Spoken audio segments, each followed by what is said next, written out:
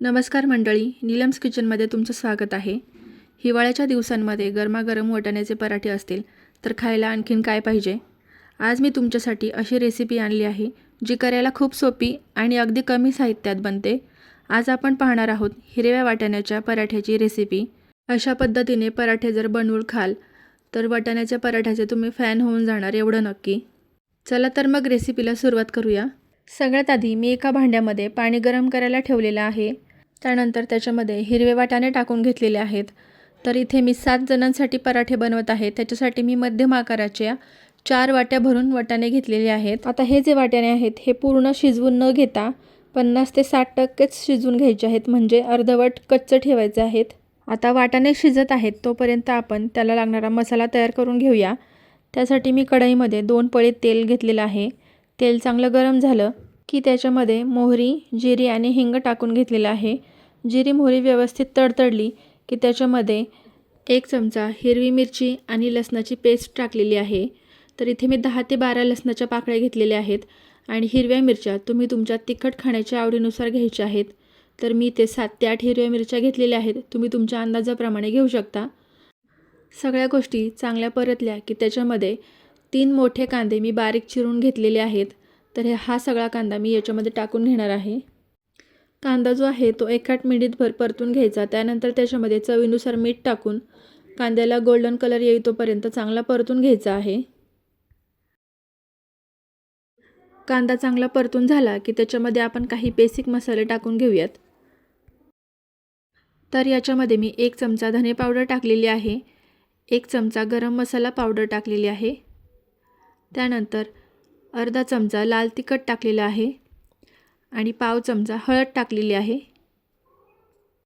आता हे जे सगळे मसाले आहेत ते आपण कांद्यामध्ये एकत्र मिक्स करून परतून घेऊयात.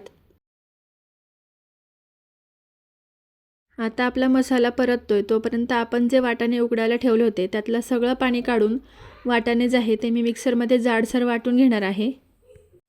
तर तुम्ही ते पाहू शकता, आपण जो कांदा परतलेला आहे त्याला छान असं तेल सुटलेलं आहे. आता याच्यामध्ये वाटलेला सगळा वाटाणा टाकून घेऊयात.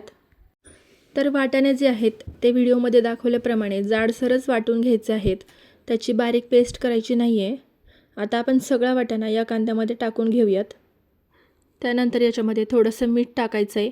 तर मीठ जे आहे ते अंदाजानुसार टाकायचं आहे, कारण कांदा परतताना आपण आधीच याच्यामध्ये थोडंसं मीठ टाकलेलं होतं. तर मीठ टाकल्याच्यानंतर सगळा जो वाटाणा आहे तो मसाल्यामध्ये मिक्स करून घेऊया. वाटाणा मिक्स करत असताना गॅसची फ्लेम जी आहे ती हायच ठेवायची आहे. मोठ्या गॅसवरच वाटाणा जो आहे तो चांगला परतून घ्यायचा आहे, म्हणजे त्याच्यातलं जे मॉइश्चर आहे ते जाईतोपर्यंत वाटाणा जो आहे तो परतून घ्यायचा आहे. त्यानंतर कढईवरती झाकण ठेवून याला 2 मिनिटे वाफ काढून घ्यायची आहे. त्यानंतर याला मिक्स करून आणखीन एकदा झाकण ठेवून आणखीन एक वाफ काढून घ्यायची आहे. अशा पद्धतीने वाफ काढल्यानंतर वाटाणा जो आहे तो चांगला शिजतो. तर अशा प्रकारे आपली पराठ्याची फिलिंग तयार आहे. आता आपण पराठे लाटायला घेऊया. तर त्यासाठी आपण चपातीसाठी जसं पीठ मळतो त्याच प्रकारे इथे मी गव्हाच्या पिठाचा गोळा मळून घेतलेला आहे. आता याच्यामध्ये पराठा बनवण्यासाठी आपल्याला जितका पिठाचा गोळा हवा आहे तितका काढून घ्यायचा आहे. तो व्यवस्थित गोल मळून घ्यायचा आहे. त्यानंतर व्हिडिओमध्ये दाखवल्याप्रमाणे त्याला थोडंसं लाटून घ्यायचं आहे. साधारण एका फुलक्या एवढं लाटून घ्यायचं आहे. त्यानंतर या पिठामध्ये भरपूर असा वाटाण्याचा मसाला भरून घ्यायचा आहे. तर वाटाण्याचा मसाला भरताना अजिबात कंजूसपणा करायचा नाही, कारण जेवढं जास्त तुम्ही हा मसाला यात भरणार तेवढा जास्त पराठा टेस्टी लागतो. त्यामुळे भरपूर असा मी इथे वाटाण्याचा मसाला याच्यामध्ये भरून घेतलेला आहे.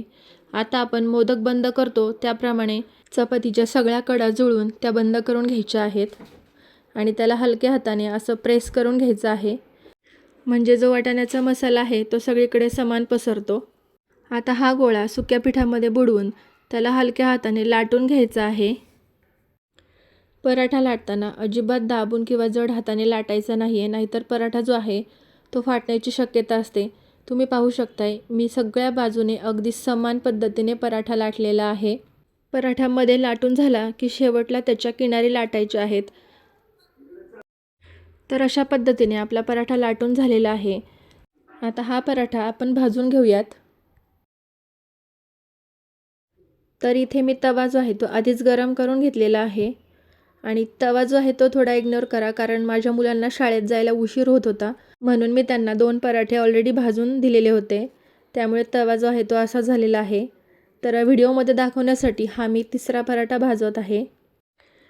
तर नॉर्मल आपण चपाती भाजतो त्याचप्रमाणे पराठा भाजायचा आहे. सुरुवातीला मी कढईला सगळीकडे तेल सोडून घेतलेलं आहे आणि एक बाजू पराठ्याची अर्धी भाजली की त्याच्यानंतर उलटून दुसऱ्या बाजूने देखील तो चांगला भाजून घेतलेला आहे. नंतर दुसऱ्या बाजूने देखील तेल लावून ती बाजू देखील मी भाजून घेतलेली आहे. तर तुम्ही पाहू शकता पराठा जो आहे तो छान असा टुमटुमीत फुगलेला आहे. तर अशा प्रकारे टुमटुमीत फुगलेले पराठे जर एखाद्याला खायला द्याल तर ज्याला वाटाणा आवडत नाही ते देखील हे पराठे आवडीने खातील आणि हे पराठे खरंच खूप टेस्टी लागतात. तर तुम्ही एकदा नक्की करून पहा. आता उलटसुलट करून दोन्ही बाजूने जो आहे तो पराठा चांगला भाजून घ्यायचा आहे. भाजून झाल्यानंतर पराठा प्लेटमध्ये काढून घ्यायचा आहे. आता याच्यावरती मी साजूक तूप लावते आहे, पण तुम्हाला आवडत असेल तर तुम्ही याच्यावरती बटर किंवा लोणी देखील लावू शकता किंवा तसाच खायला देखील खूप छान लागतो. तर अशा प्रकारे तयार आहे आपला हिरव्यागार वाटाण्यांचा गरमागरम पराठा. तर ही रेसिपी नक्की करून पहा आणि कशी वाटली हे मला कमेंटमध्ये सांगायला विसरू नका. त्याचबरोबर अशाच आणखीन छान छान रेसिपीज आपल्या चॅनेलवरती अपलोडेड आहेत. त्या देखील नक्की पहा आणि चॅनेलला लाईक, शेअर, सबस्क्राईब करायला विसरू नका. धन्यवाद.